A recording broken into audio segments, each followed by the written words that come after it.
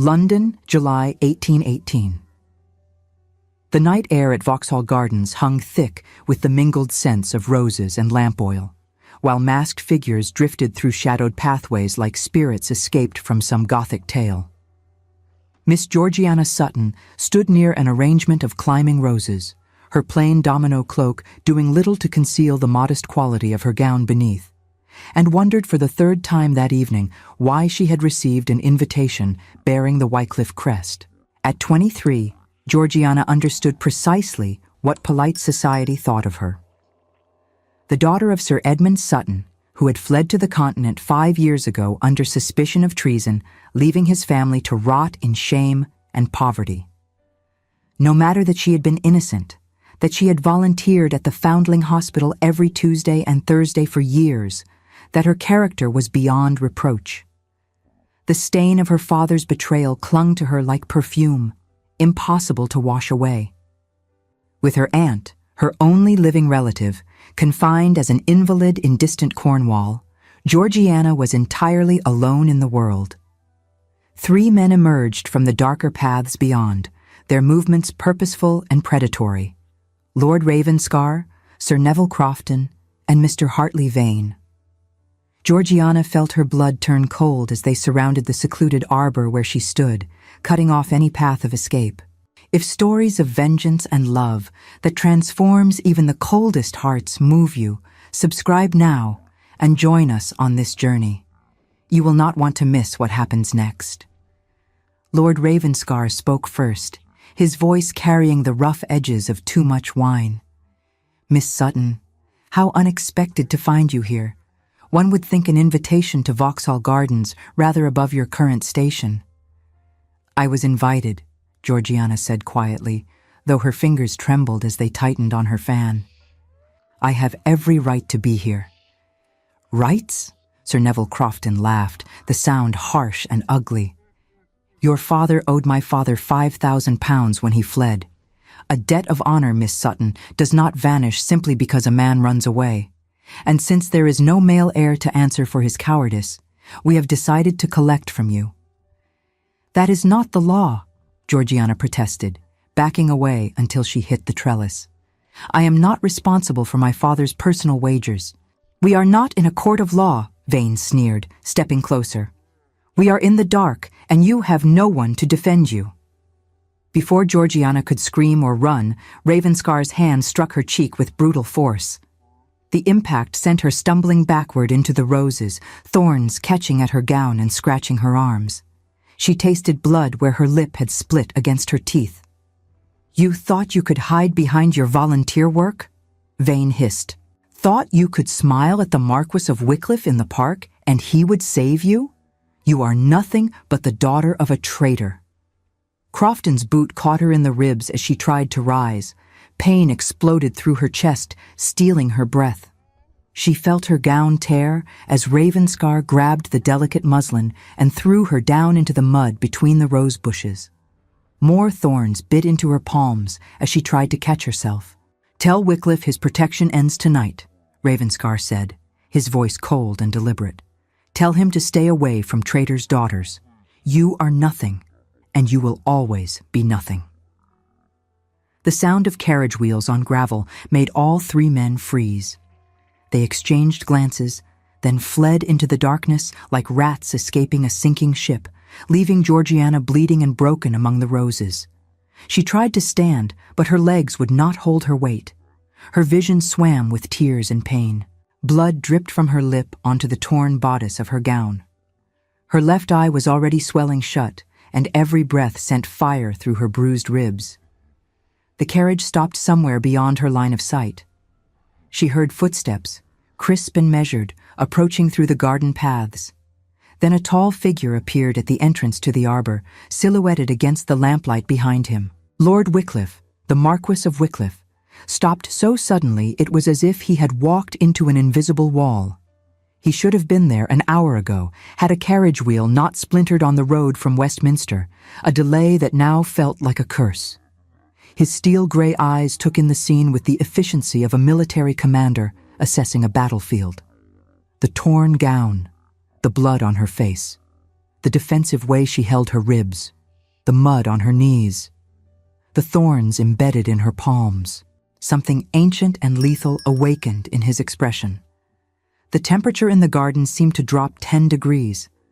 When he moved, it was not with panic, but with the controlled precision of a predator who had just found his prey wounded. He crossed the space between them in 3 strides and knelt beside her in the mud without regard for his immaculate evening clothes. His hand came up to lift her chin, tilting her face toward the lamplight so he could study every mark. His touch was clinical, yet terrifyingly gentle. "Who did this to you?" His voice was soft, therefore terrifying, the kind of quiet that preceded storms. Georgiana tried to speak, but the words caught in her throat. Fear, pain, and something else. Something that felt dangerously like hope. "Who?" he asked again, and now she could hear the iron beneath the silk. "Give me their names." "Lord Ravenscar," she whispered. "Sir Neville Crofton, Mr. Hartley Vane. They said I owed them a debt of honor. They said your protection ends tonight." For a moment, Lord Wycliffe said nothing. He simply looked at her with those storm cloud eyes, and Georgiana saw something shift in their depths. A decision being made. A line being crossed from which there could be no return. Then he stood, sweeping his greatcoat from his shoulders. He wrapped it around her trembling form, lifting her into his arms as if she weighed nothing at all. She made a small sound of pain as the movement jarred her ribs, and his arms immediately adjusted, finding a position that caused her less discomfort. "I am taking you to Wycliffe House," he said, his voice returning to its usual controlled tone. "Mrs. Dalton will see to your injuries. You will stay there until you are healed. Do not argue with me." Georgiana knew the scandal such an arrangement would cause. A single woman staying in the home of a bachelor Marquess would be ruined beyond repair. But looking at the set of his jaw, she realized she was already ruined in the eyes of the world. She had nothing left to lose. She let her head rest against his shoulder as he carried her to his carriage, breathing in the scent of sandalwood and something uniquely him. She had loved this man from a distance for 5 years, watching him at church, glimpsing him in the park during her morning walks, never daring to hope he noticed her existence. The carriage ride passed in a blur of pain and exhaustion. Wycliffe held her carefully, one arm supporting her shoulders, the other beneath her knees. He did not speak, but she could feel the tension radiating from his body like heat from a forge. At Wycliffe House, he carried her straight through the entrance hall, ignoring the shocked expressions of his footmen. Mrs. Dalton, his housekeeper for 20 years, took one look at Georgiana's battered face and immediately began issuing orders for hot water, clean linens, and medical supplies. The Marquess set Georgiana down on a chaise in one of the guest bedchambers with infinite care. He looked at her for a long moment, his expression unreadable, then turned and walked toward the door. "My lord?" Mrs. Dalton called after him. "Where are you going at this hour?" "Out," Wycliffe said. "I have errands to attend to. See that Miss Sutton has everything she needs." Then he was gone, and Georgiana heard his footsteps echoing down the marble stairs, followed by the sound of the front door closing with quiet finality. Mrs. Dalton clucked her tongue as she began cleaning Georgiana's wounds with warm water and applying cooling plasters to the bruises. "Never seen him look like that," she murmured. "Not in all the years I have known him. Someone is going to pay dearly for this night's work." What Mrs. Dalton did not know, what no one in London yet understood, was that the Marquess of Wycliffe had already begun. It was 2 hours past midnight when Wycliffe's carriage stopped before a modest townhouse in Holborn, where Mr. Samuel Finch, his solicitor, kept his offices and private quarters. The building was dark, but the Marquess pounded on the door until a bleary-eyed clerk appeared, candle in hand. "Wake Mr. Finch," Wycliffe said without preamble. "Tell him the Marquess of Wycliffe requires his immediate assistance on a matter of utmost urgency." 20 minutes later, Samuel Finch sat across from the Marquess in his cluttered office, wearing a hastily donned banyan over his nightshirt, listening with increasing alarm as Wycliffe outlined his requirements. I need every record of debt held by Lord Ravenscar, Sir Neville Crofton, and Mr. Hartley Vane, Wycliffe said, his voice as cold and precise as a surgeon's scalpel. Every note, every marker, every unpaid bill. I need to know who holds their vowels, who they owe money to, what properties they hold, and under what terms. I need the names of their mistresses, their tavern keepers, their tailors. I need everything, and I need it by dawn. Finch stared at him. My lord, such information would take weeks to compile properly. You have 6 hours, Wycliffe said. I will pay triple your usual fee. Hire runners if you must. Wake every clerk in London. But I will have those ledgers before the sun rises. The solicitor looked into those steel-gray eyes and saw something that made him reach immediately for his coat. I shall begin at once, my lord. Wycliffe's next stop was a tavern in 7 Dials, a rough establishment where information could be purchased along with the watered gin. He found Sergeant Briggs, a retired military man who had served under the Marquess's late brother in the peninsula, sitting in a back corner nursing a pint. My lord, Briggs said, rising immediately. Did not expect to see you in this part of town. I need men, Wycliffe said, sliding into the seat across from him. Reliable men who can watch 3 houses without being observed. Men who will report every visitor, every letter, every movement. Can you provide such men? Briggs studied his former commander's face and nodded slowly. How many do you need? 6. 2 for each house. They start tonight. May I ask what this is about? No, Wycliffe said. But you may ask how much I am willing to pay. By 3 in the morning, the Marquess stood in the private study of Lord Bartholomew Hawthorne, who owned the largest private bank in Mayfair.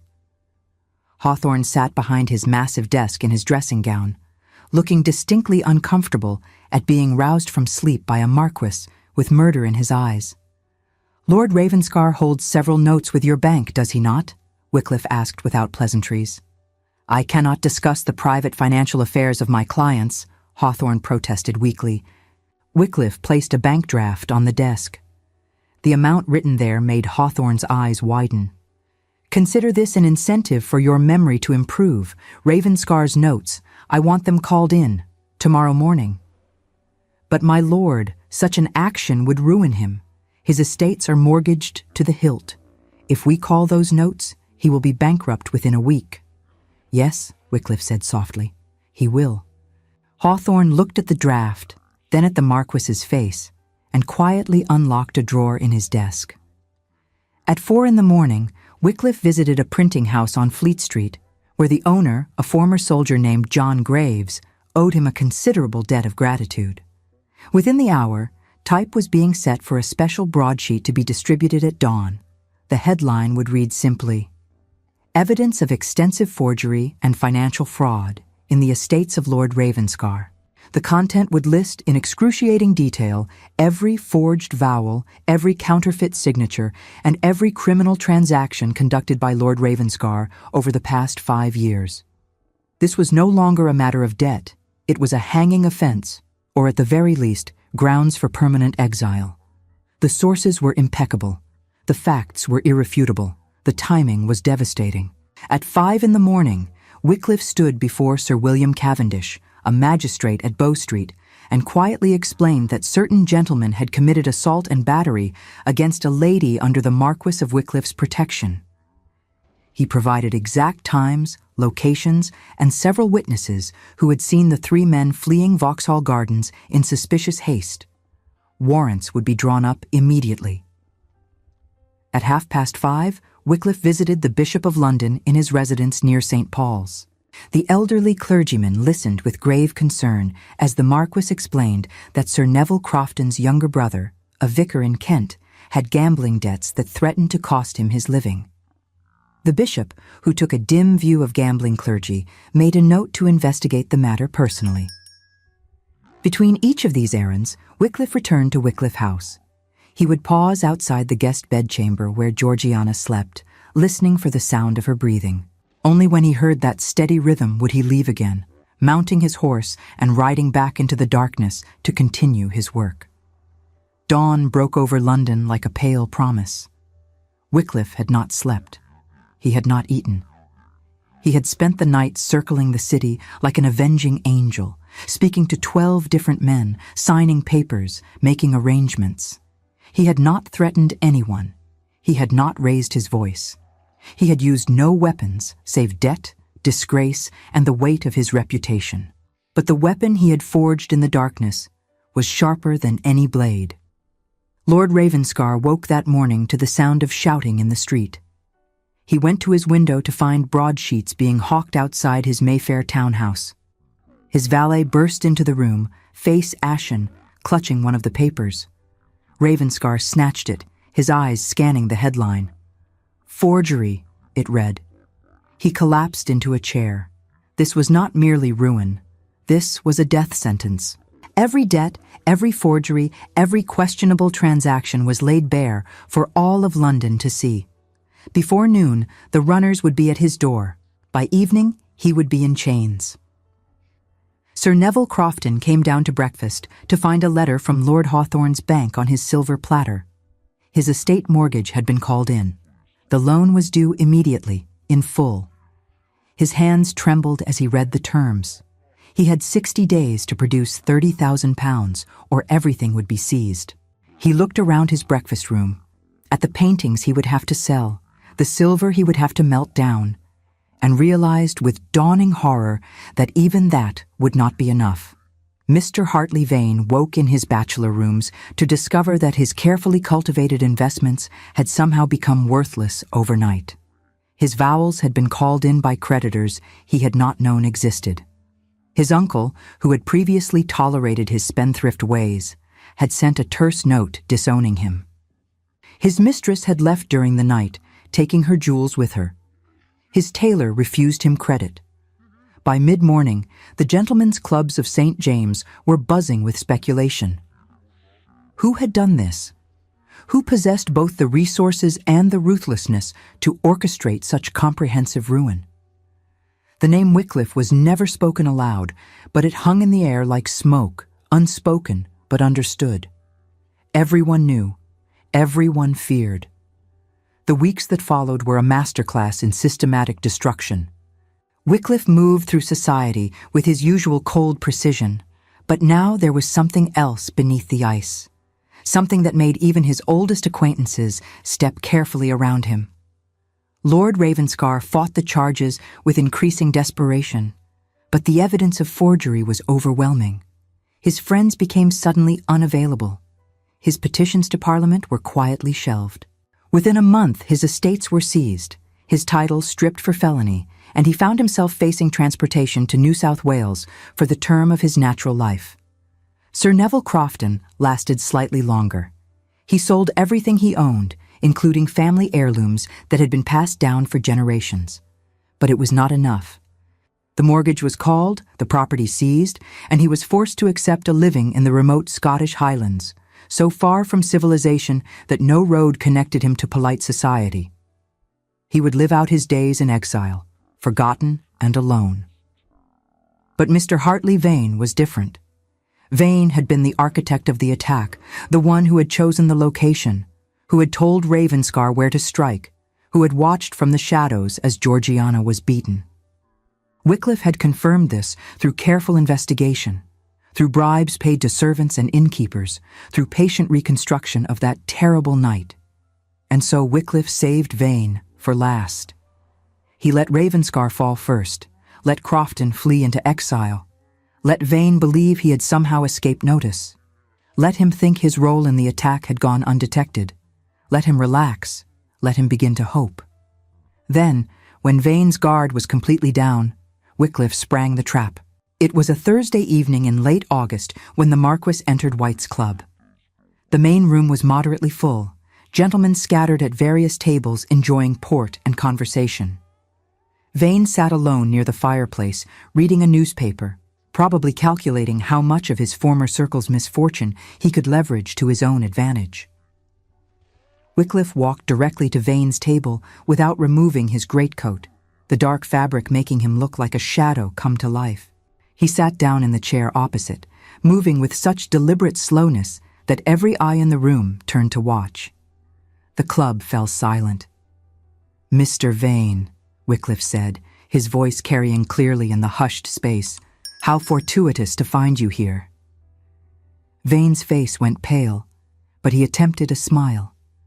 "Lord Wycliffe, an unexpected pleasure." "Is it?" Wycliffe leaned back in his chair, crossing one leg over the other with casual elegance. "I have been hoping for the opportunity to speak with you privately." "Well, privately enough." He let the words hang in the air. Several gentlemen near the fireplace quietly moved away, not wanting to be associated with whatever was about to happen. "You planned it," Wycliffe continued, his tone conversational. "The attack at Vauxhall Gardens. You chose the location. You told Ravenscar where to strike. You watched from the shadows as 3 grown men beat a defenseless woman bloody. You stood there and did nothing while they kicked her in the ribs and threw her into the thorns." "I do not know what you are talking about," Vane stammered, his hands gripping the arms of his chair until his knuckles turned white. "Do not insult me with lies," Wycliffe said softly. "Lord Ravenscar is bound for the colonies in chains. Sir Neville Crofton has been exiled to Scotland, so remote that no mail coach reaches him. Your friends have fallen, Mr. Vane, one by one. Did you think you had escaped?" Vane's breathing grew shallow. "What do you want?" "Want?" Wycliffe's smile was terrible to behold. "I want nothing you can give, Mr. Vane, but you owe a debt, and debts must be paid." He stood, moving to stand behind Vane's chair so that his shadow fell across the smaller man. "Your vowels have all been called as of this morning. Your uncle has disowned you. Your mistress has left you. Your tailor has refused you credit. I have here a list of every club, every establishment, every shop in London that will refuse you entry beginning tomorrow morning." He placed a folded paper on the table beside Vane's trembling hand. "But I am not a monster, Mr. Vane.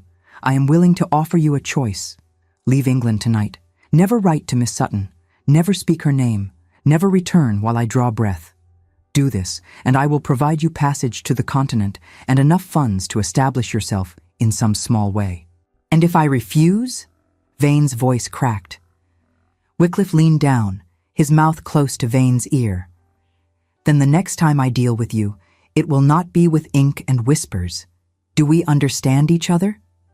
Vane was shaking visibly now. "Please," he whispered, the sound barely audible in the quiet room. "Louder," Wycliffe commanded, his voice slicing through the silence. "Please, Lord Wycliffe, I beg you, show mercy." The words echoed through the silent club. Every man present would remember this moment, would carry the story to every drawing room in London. They would speak of the ice Marquess who had destroyed 3 men without raising his voice or his fist, who had orchestrated ruin with nothing more than ledgers and letters. Wycliffe straightened, adjusting his cuffs. "You mistook silence for weakness, Mr. Vane, both hers and mine. Remember this, whatever soil you choose to rot in. The debt is paid, but the lesson is eternal." He walked out of White's without looking back, leaving Vane slumped in his chair like a puppet with cut strings. By morning, Vane would be on a ship bound for Calais, carrying nothing but the clothes on his back and the memory of his own humiliation. The coach Wycliffe had arranged for him would be waiting at dawn. The ticket would be non-refundable. The accommodations would be adequate, but far from comfortable. Vane would arrive in France with just enough money to survive, but not enough to ever return to the life he had known. It was, Wycliffe reflected as he rode through the London streets toward Wycliffe House, exactly the mercy such a man deserved, which was to say, none at all. While the Marquess had been meticulously destroying the 3 men who had dared harm her, Georgiana had been healing at Wycliffe House under Mrs. Dalton's fierce and tender care. The housekeeper had proven herself as skilled as any apothecary, applying fresh poultices to the bruises and binding the cuts with careful precision, bullying Georgiana into eating proper meals even when her swollen jaw made chewing painful. The first week had been the worst. Every breath hurt. Every movement sent fire through her ribs. Her face had swollen so badly that she could barely see out of her left eye. She spent most of those days sleeping, drifting in and out of fevered dreams where roses turned to thorns and voices whispered that she was nothing, would always be nothing. But Mrs. Dalton was there every time Georgiana woke, with cool cloths for her forehead and warm broth for her throat. The housekeeper spoke little, but her actions carried volumes. Mrs. Dalton served as both nurse and chaperone, her constant presence the only thing standing between Georgiana and total social ruin. By the second week, Georgiana could sit up without gasping. The swelling in her face had receded enough that she could see clearly again, though the bruises had faded from black to spectacular shades of purple and green. Mrs. Dalton brought her books from the library, newspapers to read, and occasionally reports on the spectacular falls of 3 certain gentlemen. Georgiana listened to these accounts with mixed feelings. She had not asked for vengeance. She had not requested that Wycliffe destroy these men so completely. Part of her felt almost sorry for them, for the wives and children who would suffer alongside the guilty. But then she would remember the sound of Ravenscar's hand striking her face, the feel of Crofton's boot in her ribs, the cold satisfaction in Vane's voice as he told her she was nothing. And she would think, perhaps this is justice after all. She did not see Wycliffe during those weeks. Mrs. Dalton mentioned that his lordship was attending to business matters, that he checked on her progress each evening, but did not wish to disturb her rest. Georgiana understood. He had saved her, had brought her to his home, had clearly set in motion the machinery that was grinding her attackers to dust. But beyond that, she had no claim on him. She was still Miss Sutton, daughter of a trader, living on charity in the house of a Marquess. She had loved him from a distance for 5 years, and distance was likely where she would remain. On a gray morning in early September, as rain pattered against the windows of her borrowed room, Georgiana finally felt strong enough to leave the bed for more than brief walks to the adjoining sitting room. She dressed carefully in one of the simple gowns Mrs. Dalton had procured for her, brushing her hair with slow, methodical strokes until it gleamed in the dim light. She studied her reflection in the mirror. The bruises were nearly gone now, faded to yellowish shadows that could be hidden with rice powder. The cut on her lip had healed to a thin pink line. Her ribs no longer ached with every breath. Physically, she was nearly whole again. But something had changed inside her during those long weeks of healing. Some core of steel had formed where before there had been only resigned acceptance of society's judgment. She had been beaten, yes. She had been broken, but she had not stayed broken. She would not apologize for existing. She would not shrink from the world anymore. A knock sounded at her door. "Miss Sutton," Mrs. Dalton called. "His lordship has returned and requests the pleasure of your company in the library, if you are feeling well enough." Georgiana's heart stuttered. "Tell him I shall be down directly." She took her time descending the grand staircase, one hand trailing along the polished banister, her feet silent on the thick runner. The house was beautiful in the way of old money and careful stewardship. Nothing ostentatious, but everything perfect. Paintings of previous marquesses lined the walls, their stern faces watching her progress. The library door stood open.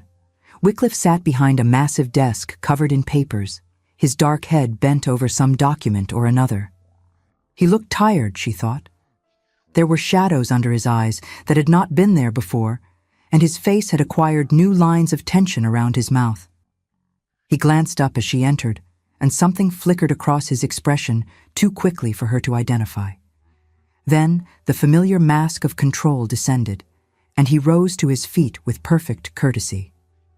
"Miss Sutton," he said, "Mrs. Dalton tells me you are much improved." "Thanks to her excellent care," Georgiana replied, "and to your generosity in providing me sanctuary, though I fear my presence here has compromised your reputation as much as my own." "My reputation can withstand anything," he said dismissively. "It is yours that concerns me." He gestured to a chair near the fireplace. "Please, sit. We have matters to discuss." Georgiana settled into the indicated chair, her hands folded primly in her lap. Wycliffe remained standing, one hand resting on the mantelpiece, his gaze directed at the flames rather than at her. "I imagine you have heard various accounts of what has transpired over the past weeks," he began. "Some," Georgiana admitted. "Mrs. Dalton is not given to gossip, but news does filter through the servants' quarters." "Then you know that the 3 men who attacked you have been dealt with." "I know that they have been ruined," Georgiana said carefully. "I know that you orchestrated their destruction." Wycliffe finally turned to look at her. "Does that trouble you? Should it? Some would say I went too far, that bankruptcy and exile are excessive punishments for one night's violence." Georgiana met his eyes steadily. "And what would you say?" "I would say they are fortunate I am civilized," Wycliffe replied, his voice dropping to that soft, dangerous register she remembered from Vauxhall Gardens. "There are countries where what they did to you would have earned them a bullet, not a bankruptcy. I did not ask you to ruin them for me." "No," Wycliffe agreed. "You did not ask, but neither did you deserve what they did, and I could not let such an offense pass unanswered." He moved away from the fireplace, pacing to the window that overlooked the gardens. Rain blurred the glass, turning the world outside into a watercolor painting. "There is something you should know, Miss Sutton. Something I should have told you years ago, but I am not a man given to easy declarations." Georgiana's heart began to beat faster. "My lord?" "For 5 years I have watched you," Wycliffe said, still not looking at her. "I saw you first at church, wearing a gown that had been mended so many times it was more thread than fabric, sitting alone in the back pew because your father's disgrace had cost you your friends. You held your head high despite the whispers. You sang the hymns with a voice like morning light. And I thought, there is a woman of uncommon courage." He turned to face her now, and she saw something in his eyes that made her breath catch. "I began to encounter you more frequently after that. In the park, during your morning walks. At the lending library, outside the foundling hospital where you volunteered. I kept my distance because I knew my attention would only bring you further scrutiny. I fought against the impulse to approach you, telling myself it was for your own good. I imposed an exile upon myself, watching you from the shadows, ensuring you were safe without ever daring to step into your light." "Why?" Georgiana whispered. "Because you reminded me that strength does not require armor," Wycliffe said simply. "Because in a world of painted faces and false smiles, you were genuine. Because I had built my life on ice and discipline after my brother died, and you were warmth without even trying." He crossed the room to stand before her chair. "I became your anonymous benefactor without your knowledge.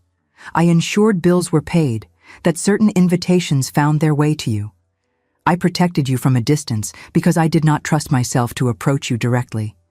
I feared what I might do, what I might say.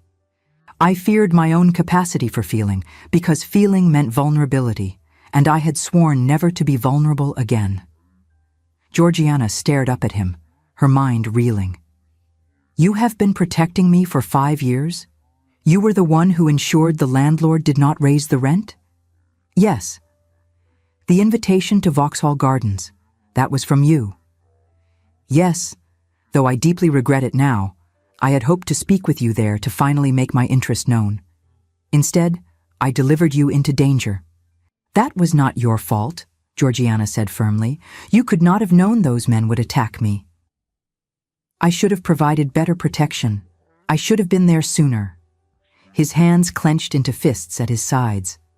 "When I saw you bleeding in those roses, when I understood what had been done to you, something broke inside me, or perhaps it finally healed. I cannot say which." "My lord," Georgiana began, but he held up a hand. "Let me finish, please. I need to say this while I still have the courage." He drew a breath. "I destroyed those men, yes. I ruined them completely and without remorse. I did it because they dared to harm you, because they thought you were unprotected, because they believed your lack of social standing made you fair prey. I wanted them to understand the cost of that mistake. I wanted every man in London to understand. His voice dropped. But I also did it for myself, because the thought of them walking free while you suffered was unbearable. Because I needed them to pay for every bruise, every tear, every moment of fear they caused you. I needed the world to know that you are under my protection, and that protection is absolute. Georgiana felt tears pricking her eyes. Why are you telling me this now? Because you deserve the truth. Because you have spent 5 years believing yourself unworthy, and I cannot bear it any longer. He knelt before her chair, taking her hands in his. The gesture was so unexpected, so profoundly unlike the Ice Marquess's usual reserve, that Georgiana could only stare.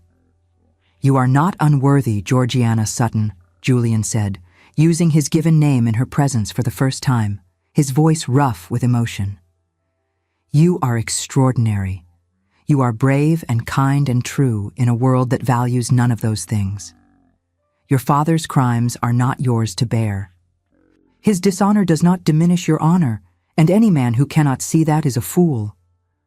I am still a traitor's daughter, Georgiana said, though her voice trembled. I have no dowry, no prospects, no family worth mentioning. And now, having lived under your roof for weeks, I am a scandal. If you marry me, society will shun you. They will say the Ice Marquess has lost his wits. Let them scandalize, Julian said fiercely. Let them whisper and gossip and disapprove. Their opinions mean less than nothing to me. Do you think I care for the approval of a society that allowed you to suffer? I possess title, wealth, and power enough for both of us. No one will dare slight you while you stand by my side. But your reputation? My reputation is a shield, Georgiana, nothing more. It is cold comfort in a lonely house. I would trade it all for a single smile from you. He reached into his pocket and withdrew a small velvet box. When he opened it, Georgiana saw a ring of gold with an inlay of black enamel, set with a single perfect diamond, the Wycliffe Raven crest engraved inside the band. Marry me, Julian said. Not because I saved you, not because you need my protection, but because I cannot imagine another dawn without you beside me. You have made me a man instead of a monument, Georgiana. You have taught me that love is not weakness, but the greatest strength. I offer you my name, my fortune, my life, and my heart. Such as it is, it has been yours for 5 years. I am only now brave enough to admit it. Georgiana stared at him, at this powerful man kneeling before her like a supplicant at an altar. Tears spilled down her cheeks, but she was smiling. You are certain? You understand what it would mean? There will be no turning back. I have never been more certain of anything in my life, Julian said. Say yes, Georgiana, please. Then yes, Georgiana said, her voice breaking with joy. Yes, Julian, 1,000 times yes. I love you. Not Lord Wycliffe the Marquess, not the legend they tell stories about in ballrooms, but you. The man who carried me through the rain. The man who spent weeks orchestrating justice. The man who is kneeling before me now with his heart in his hands. She leaned forward and kissed him, soft and gentle, tasting salt from her tears and something sweeter beneath. He rose, drawing her up with him, his arms coming around her with careful strength. The kiss deepened, years of longing and denial pouring into that single moment of connection. When they finally drew apart, both breathing hard, Julian slipped the ring onto her finger. It fit perfectly, as if it had been made for her. Perhaps it had been. Perhaps he had commissioned it years ago, hoping one day to have the courage to offer it. We will marry soon, Julian said, his forehead resting against hers. I have already procured a special license from the Archbishop. We need not wait for the banns. I have waited 5 years to call you mine. I will not wait a moment longer than necessary. A special license? Georgiana asked, breathless. You were that confident? I was that desperate, he admitted with a faint smile. Though we should write to your aunt in Cornwall. She will want to know, despite her inability to travel. She will be relieved, Georgiana said. "She has worried for my future since the day my father fled." "Her worry is at an end," Julian promised, "as is yours." They stood together by the rain-washed window, wrapped in each other's arms, while outside the storm gradually cleared and weak sunlight broke through the clouds. Somewhere in London, 3 ruined men were facing the consequences of their cruelty. Somewhere in Mayfair, drawing rooms were buzzing with speculation about the Marquess of Wycliffe's upcoming nuptials. But in the library of Wycliffe House, none of that mattered. Only this: 2 people who had been broken by life, by loss, by the cruel judgments of society, had found in each other a chance at wholeness, a chance at love, a chance at the happiness both had long believed impossible. The wedding took place 3 weeks later in the private chapel at Wycliffe House.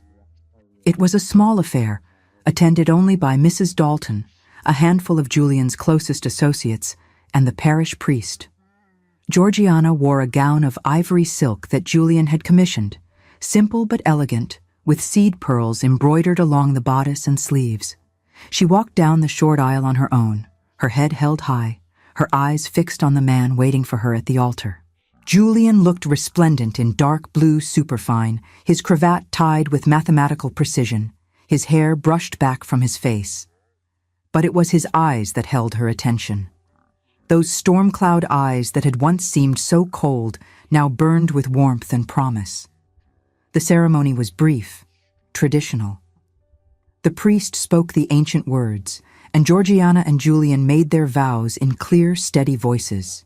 When the priest pronounced them man and wife, Julian lifted her veil with trembling hands and kissed her with a tenderness that made Mrs. Dalton dab at her eyes with a handkerchief.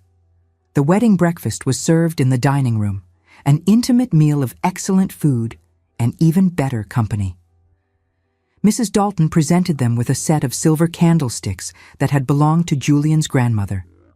Even stern Mr. Finch, the solicitor who had worked through that terrible night compiling evidence, offered a toast to their future. As the afternoon wore on and the guests began to depart, Julian led Georgiana up the grand staircase to the Marchioness's suite. She had not yet seen these rooms, had been staying in the guest quarters throughout her recovery and the hasty wedding preparations. Now, as Julian opened the door and ushered her inside, she caught her breath. The chambers were beautiful, elegant without being ostentatious. Large windows overlooked the gardens. A canopied bed dominated one wall, hung with curtains of deep green velvet.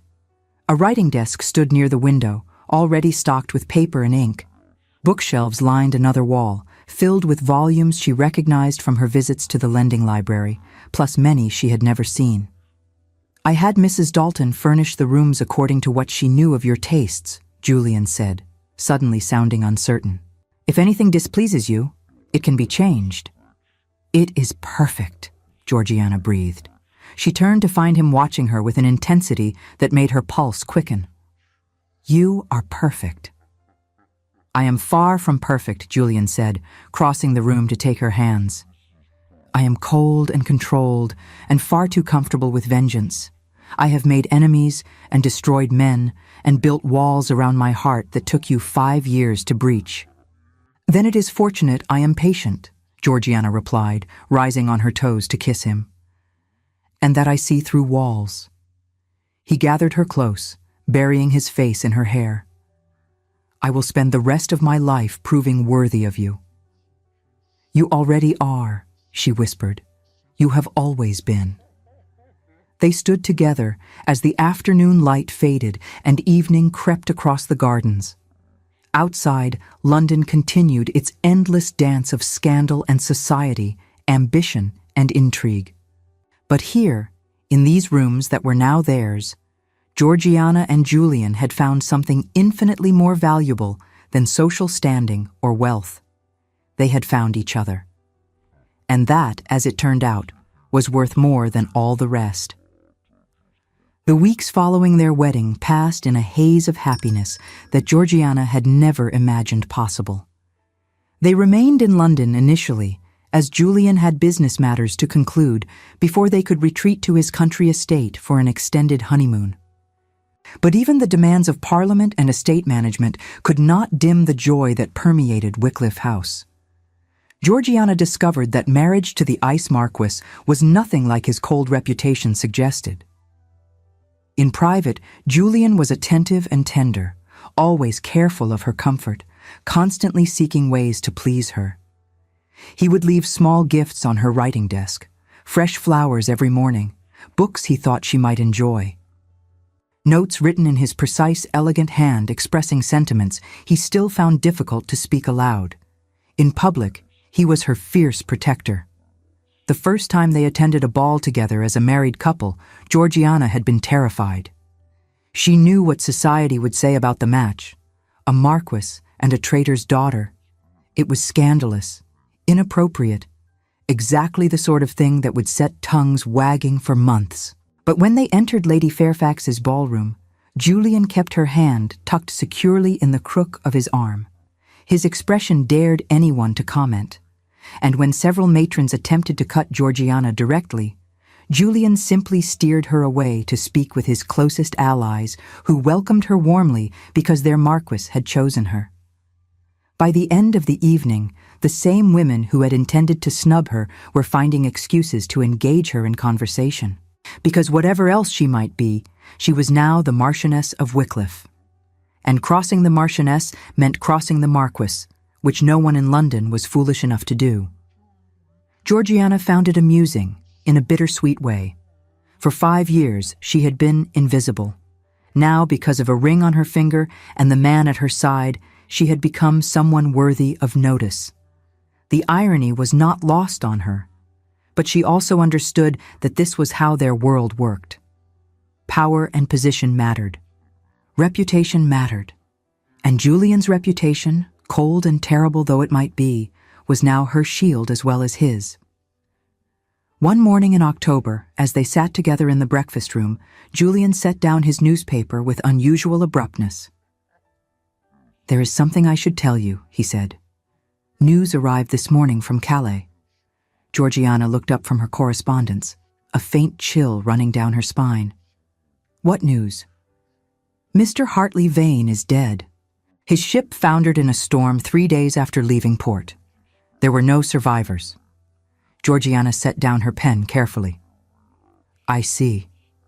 Julian studied her face. "Do you feel regret?" "Did she?" Georgiana examined her emotions as carefully as she had once examined her stitches at the Foundling Hospital, looking for any loose threads. She found none. "No," she said finally. "I feel sorrow that any life should end in such a manner. But I cannot say I grieve for Hartley Vane specifically. He made his choices. He must have known what the risks were, fleeing England in such haste." "He knew," Julian confirmed. "The captain I hired was experienced and the ship was sound. It was pure misfortune that they encountered that particular storm. Or perhaps it was justice of a different kind." "You do not believe in divine retribution?" "I do not know what I believe," Julian admitted. "But I am not sorry he is gone. Does that make me monstrous?" Georgiana rose from her seat and moved to stand beside him, placing her hand on his shoulder. "It makes you human. You protected what was yours. Some might call that monstrous. I call it love." He turned his head to press a kiss to her palm. "I do love you, Georgiana, more than I thought myself capable of loving anyone." "And I love you," she replied. "All of you. Even the parts you fear are too dark, too cold, too terrible to deserve affection. Especially those parts, perhaps." They remained like that for a long moment, drawing comfort from each other's presence.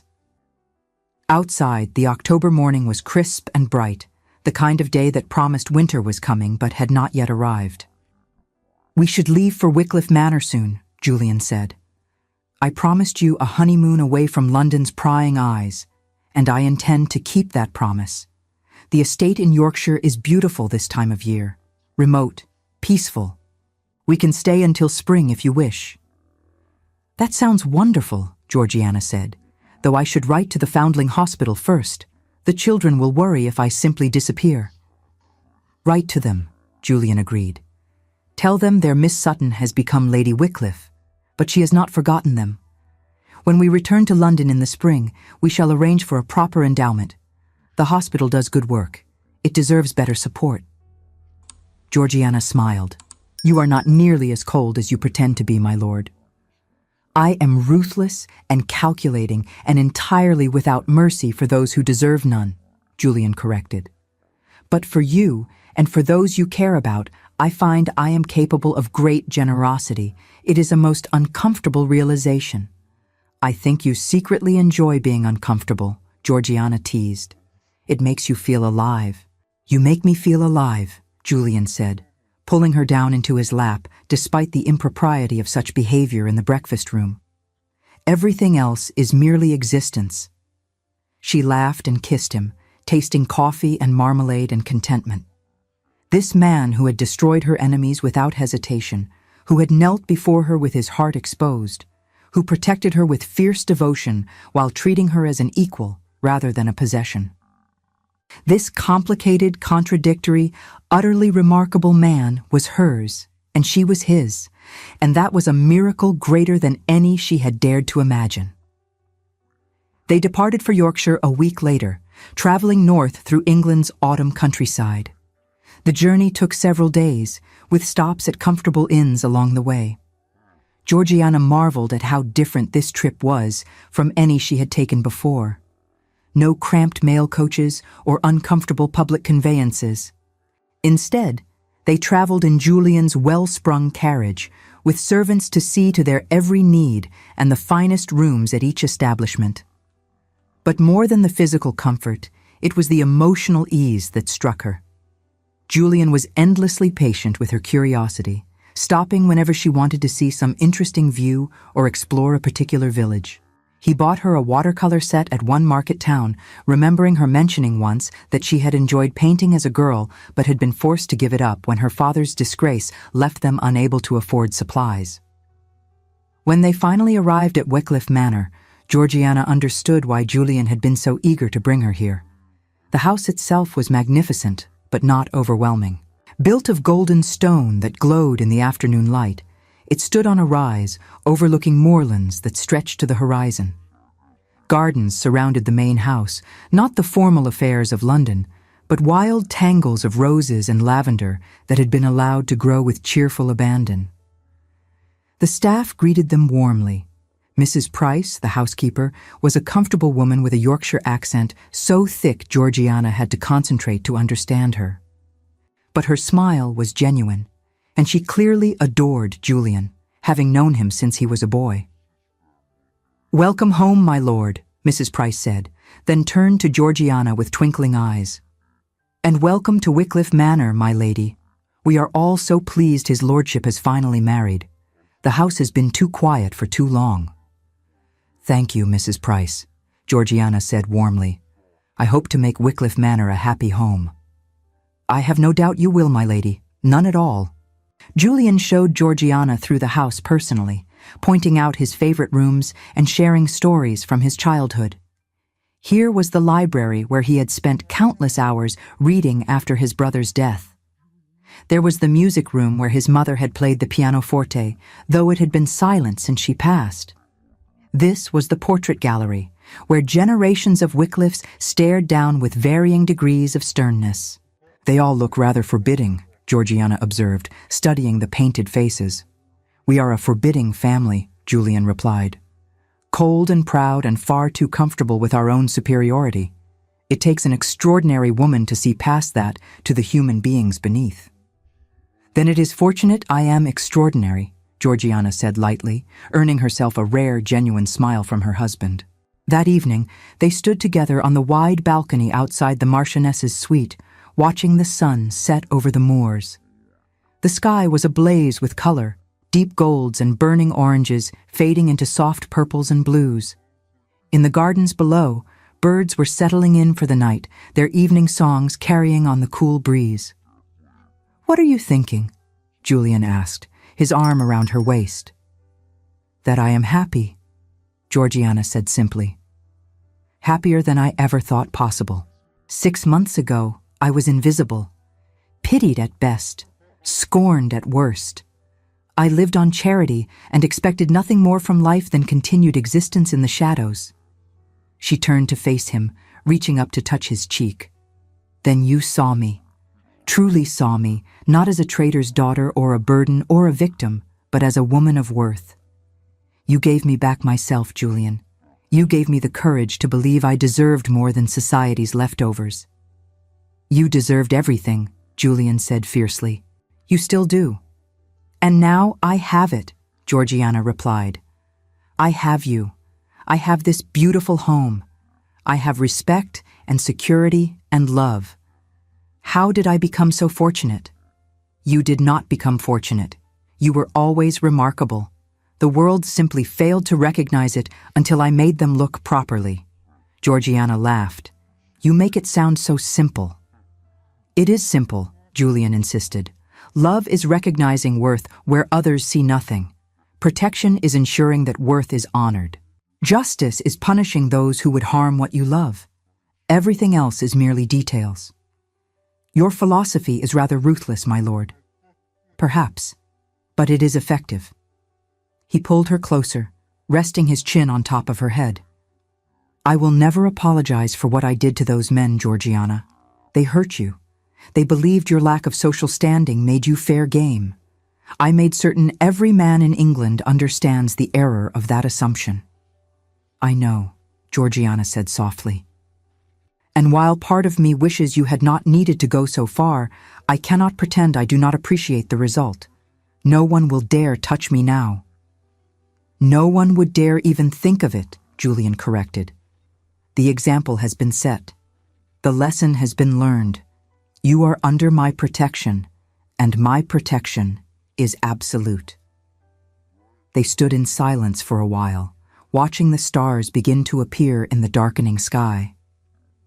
Georgiana thought about the journey that had brought them here, the pain and humiliation of that terrible night, the weeks of healing, both physical and emotional, the shocking revelation of Julian's long-concealed feelings, the systematic destruction of her attackers, the unexpected proposal and hurried wedding. It had all happened so quickly, and yet it felt inevitable, as if every moment of her life had been leading her toward this man, this place, this happiness. What will we do now? She asked. We have the winter ahead of us, alone in this beautiful place. How shall we spend our time? Julian smiled, and it was the warm, genuine expression he reserved only for her. However you wish. We can read by the fire, walk the moors when weather permits. You can paint if you like. I can teach you to ride properly rather than the side-saddle nonsense society demands. We can simply exist together, learning each other, building a life. That sounds perfect, Georgiana said. And it was. The winter at Wycliffe Manor passed like a dream. Georgiana discovered that she loved the wild Yorkshire landscape, even in the depths of cold and snow. She would bundle up in warm cloaks and sturdy boots, and Julian would take her walking across the moors, pointing out landmarks and telling her stories of the estate's history. She painted, as he had suggested, setting up her easel near the windows where light flooded in. Her subjects were the views from various rooms, the gardens in their winter sleep, and sometimes Julian himself, though he protested that sitting still for portraits was torture. He taught her to ride astride, as he had promised, providing her with a riding habit that was shockingly modified to conceal breeches beneath the skirt, allowing for much greater freedom of movement. Mrs. Price looked scandalous every time she saw it, but Georgiana took to it immediately, reveling in the sensation of speed and control that side-saddle had never permitted. In the evenings, they would read together in the library, or Julian would play the pianoforte while Georgiana sang. He was surprisingly skilled at the instrument, his long fingers moving over the keys with the same precision he brought to everything he did. And Georgiana discovered that her voice, which had always been merely adequate in church, sounded beautiful in the acoustics of the music room, with Julian's playing supporting it. But more than any specific activity, it was the intimacy of daily life that made those months so precious. Learning his habits and preferences, discovering that he liked his coffee black and his breakfast substantial.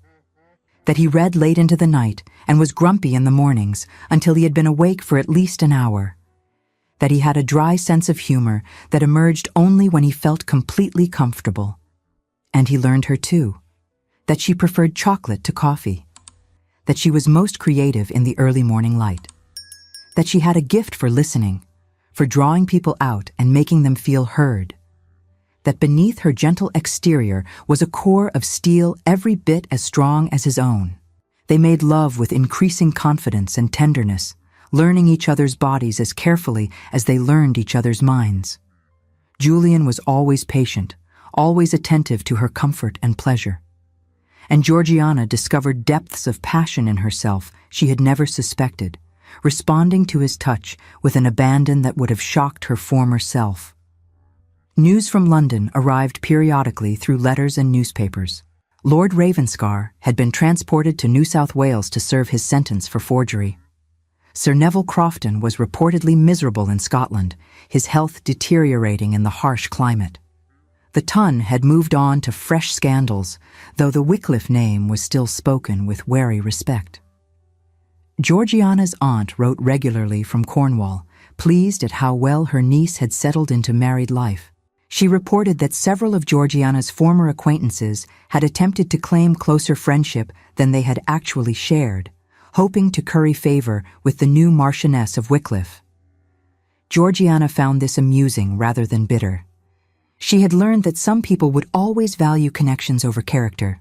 The Foundling Hospital sent a letter signed by every child in Georgiana's reading group, along with a drawing that showed a lady who was presumably meant to be her standing next to a very tall gentleman. Julian had it framed and hung it in his study, where visiting stewards and solicitors would ask about it with confused expressions. As winter gave way to early spring, Julian received word that his presence was required in London for the opening of Parliament. They discussed it over breakfast one March morning, the windows thrown open to admit the first warm breezes. "We need not go if you would prefer to remain here," Julian said. "I can send my proxy vote and stay in Yorkshire with you." Georgiana considered. Part of her wanted to remain in their comfortable isolation, where the outside world could not intrude. But another part, the part that had grown stronger over the winter, wanted to return to London as the Marchioness of Wycliffe and show society exactly what they had dismissed for so long. "Let us go," she said. "I am not afraid of them any more." Julian's eyes lit with approval. "No, you are not. Very well. We shall return to London for the season, but if at any point you wish to leave, we shall do so immediately." They arrived in London on a bright April morning to find Wycliffe House aired and ready, the staff having worked tirelessly to prepare for their return. The city was in full season mode, with the Ton returning from their country estates and the marriage market opening with renewed vigor. Georgiana's first public appearance as Marchioness was at a ball hosted by the Duchess of Hertford, one of the Ton's most influential hostesses. Julian had warned her that this would be something of a test. If the Duchess accepted Georgiana, the rest of society would follow. If not, they would face a difficult season. Georgiana dressed with care that evening, wearing a gown of deep sapphire silk that brought out the blue in her eyes. Her maid, young Martha, who had been promoted to lady's maid over the winter, arranged her hair in an elegant style threaded with small diamonds. The Wycliffe sapphires, which Julian's mother had worn, hung around her neck and sparkled at her ears. When she descended to the entrance hall where Julian waited, she saw his expression transform. "You are magnificent," he said simply. "I am nervous," Georgiana admitted. "Do not be. You are the Marchioness of Wycliffe. There is nothing and no one in that ballroom who can diminish you." He offered his arm. "Shall we go and remind them of that fact?" The ball was exactly as Georgiana remembered London balls from before her father's disgrace. Glittering chandeliers, beautiful gowns, the press of too many people in too small a space, the music of the orchestra competing with the roar of conversation. But this time, she did not enter through a side door hoping to avoid notice. She walked in on Julian's arm, announced by the butler in a voice that carried across the entire ballroom. the Marquess and Marchioness of Wycliffe. The effect was immediate. Conversation stopped. Heads turned.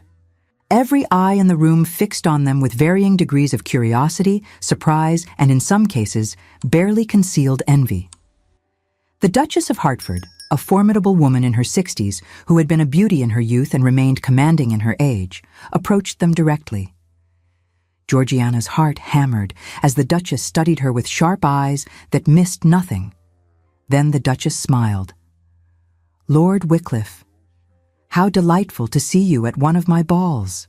You usually avoid such events as if they carry plague." "I had no reason to attend before, Your Grace," Julian replied smoothly. "Now I have every reason." He turned to Georgiana. "May I present my wife, Georgiana?" The Duchess extended her hand to Georgiana, who curtsied with careful grace. "My dear child," the Duchess said warmly, "I knew your mother before she married. She was a lovely woman with excellent taste. I see you have inherited both qualities." It was a public stamp of approval, and Georgiana knew it. Relief flooded through her. "Thank you, Your Grace. You are very kind." "Kind nothing. I am honest." The Duchess glanced at Julian with something that might have been amusement. "I see you finally bestirred yourself to marry, Wycliffe. I had begun to think you intended to let your line die out in service to your precious pride." "My pride remains intact, Your Grace," Julian said dryly. "I simply found the one woman capable of tolerating it." The Duchess laughed. "Tolerating it? My boy, she has domesticated the Ice Marquess. That takes more than tolerance. That takes courage." She patted Georgiana's hand. "Come and sit with me for a while, my dear. Let me introduce you properly to society. They will be much too intimidated by your husband to approach you otherwise." And so Georgiana spent the first hour of the ball seated beside the Duchess of Hertford, being introduced to a steady stream of ladies who came to pay their respects. Some were genuinely warm. Others were clearly calculating, but all of them were polite because the Duchess had made her position clear. Julian stood nearby, not hovering but present, a silent reminder that his wife had his full support and protection. Georgiana caught his eye occasionally and saw pride there, and love, and something that looked very much like relief. Later, when the dancing began, Julian claimed her for the first waltz. As he led her onto the floor, Georgiana was intensely aware of the eyes following them. This was the moment society would truly judge her, not by her conversation or her connections, but by how she moved in the Marquess's arms. The music began. Julian's hand settled at her waist, and they swept into the first turn. Georgiana had been worried about her skill, as she had learned the waltz from books rather than instruction. But Julian was such a strong lead that she found herself moving effortlessly, following his guidance without conscious thought. "You are doing beautifully," he murmured as they turned. "I am terrified I will trip on your feet. Then I will catch you. I will always catch you." By the third turn, Georgiana's fear had faded. She was actually enjoying herself, floating across the floor in her husband's arms while the ton watched and whispered, "Let them whisper. Let them judge. She was the Marchioness of Wycliffe, and she belonged here." When the waltz ended, Julian led her back to the Duchess, who nodded approvingly. "Well done, my dear. You dance beautifully together, though I suspect you do many things beautifully together." Her eyes twinkled with mischief that belied her years. The rest of the season passed in a whirl of social obligations, balls and dinners and music halls, morning calls and afternoon rides in Hyde Park, theater performances and visits to museums. Georgiana found herself surprisingly busy, and even more surprisingly, she found she enjoyed much of it. She was no longer invisible. She was no longer pitied. She was the Marchioness of Wycliffe, and that meant something in this world of carefully calibrated social standing. But she also made sure to maintain her connection to the Foundling Hospital. She visited every Tuesday and Thursday as before, though now she arrived in the Wycliffe carriage, and her donations were considerably more generous than they had been. The children did not care about her title. To them, she was still Miss Georgiana who read stories and taught them their letters. One afternoon in June, as she was leaving the hospital after her reading session, she encountered a young woman standing uncertainly near the entrance. The woman was perhaps 20, poorly dressed but clean, holding the hand of a small boy who could not have been more than 3. "May I help you?" Georgiana asked gently. The woman startled, then curtsied awkwardly. "Begging your pardon, my lady. I was told this is the place where children can be left if their mothers cannot care for them." Georgiana's heart clenched. "That is one of the hospital's purposes, yes, but perhaps we might talk first. Sometimes there are other solutions." The woman's eyes filled with tears. "There is no other solution, my lady. My husband died 6 months ago. I have been working at a tavern to support us, but the owner says I must choose between keeping my position and keeping my son. He does not want a child underfoot. And you need the position to survive."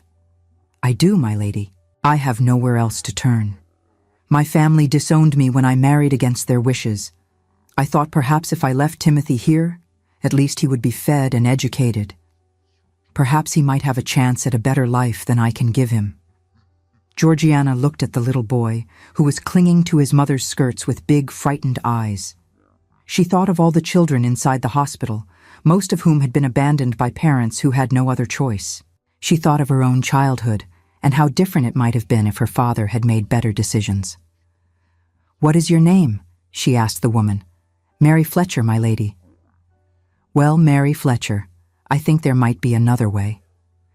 Georgiana made a decision that she knew Julian would support. "How would you like a position in my household?